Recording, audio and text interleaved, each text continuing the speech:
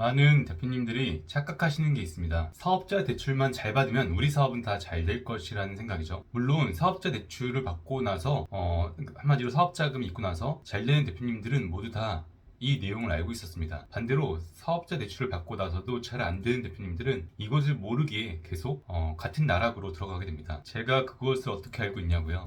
제가 하는 일이 바로 사업 자금이 없어서 힘들다고 하는 대표님들에게 이런저런 방법을 알려드리고 세팅해드려서 자금을 받게 해주는 일이거든요. 그러니까 물론 제가 하는 일에 사업자 대출이 전부는 아닙니다. 그렇지만 자금이 없으면 회사가 운영되기 힘들기에 중소기업에서 원하는 루틴한 업무 중 중요한 업무에 들어가요. 그럼 그렇게 사업 자금이 필요하다고 한 대표님들은 어떻게 할까요? 심지어 1억이 필요하다고 했는데 2억 이상 마련해드린 대표님들도 결국 금방 부족하고 힘들어진다고 하는 경우가 많습니다. 그리고 어떤 곳은 딱 그만큼만 융자가 되도록 도와드렸는데도 그 이후로는 부족해서 받는다기보다 더 성장하고 안정성을 갖기 위한 자금을 필요로 한 경우가 있습니다. 정말 위급하게 필요하다고 한 분들은 또 지속적으로 위급하게 필요한 경우가 많습니다. 그럼 그런 분들의 공통점은 무엇일까요? 첫째, 기존 사업, 기존 캐시카우의 전체 금액을 다 넣어버립니다. 이런 경우 무조건 잘못됐다고 하기 어렵죠. 물론 주 캐시카우가 되는 일 때문에 사업을 하는 것입니다. 그리고 그 수익 구조가 세팅되어 있는 게 사업의 본질이고요. 그렇지만 그냥 자금을 받으면 허덕이며 기존 캐시카우가 되는 부분에 그냥 투입하는 경우입니다. 그런데 그렇게 한 분들 중 많은 대표님들이 후회하는 경우가 있습니다. 바로 그게 전부인 줄 알고 돈만 생기면 다 그쪽으로 투입했는데 그렇게 하다 보니 더 필요한 경우에 쓸 돈이 없다는 거죠. 그래서 제가 말씀드리는 게 보통 융자 계획을 잡을 때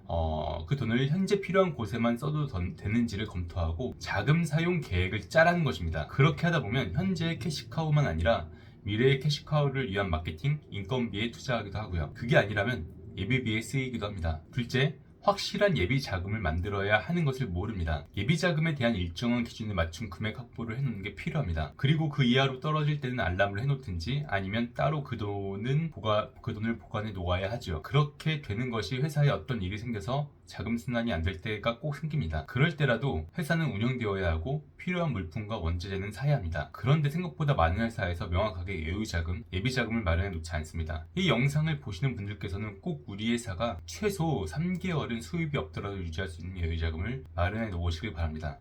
정말 많이 이걸로 후회하는 대표님들을 많이 봐서 드리는 말씀입니다. 셋째, 산업용 부동산이나 주식 등과 같은 확실하고 비교적 안정적인 투자처와 목표가 없습니다. 여유 자금이 생겨도 반대로 그냥 묵혀두기만 하는 것입니다.